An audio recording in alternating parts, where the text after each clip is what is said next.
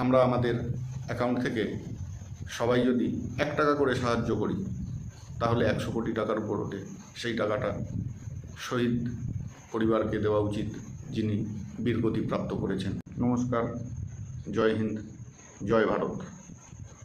দেশের জন্য যদি কোনো সৈনিক বীরগতি প্রাপ্ত হয় তাহলে ভারত সরকারের উচিত প্রতিটি ব্যাংক অ্যাকাউন্ট থেকে 1 টাকা করে, মিনিমাম 1 টাকা করে কেটে সেই টাকা শহীদ পরিবারকে অনুদান বা দান হিসেবে দেওয়া উচিত। এবং এই কাজে আমি পূর্ণ সমর্থন জানাচ্ছি। আমি দেশের প্রধানমন্ত্রীর কাছে বলতে চাই এ বিষয়ে একটি আইন আনা হোক। যদি কোনো দেশের সৈনিক বীরগতি প্রাপ্ত হয় তাহলে আমাদেরও কিছু কর্তব্য থাকে।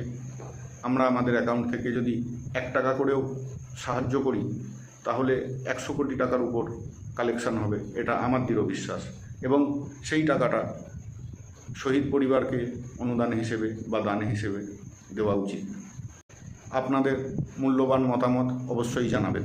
জয় হিন্দ, বন্দে মাতরম।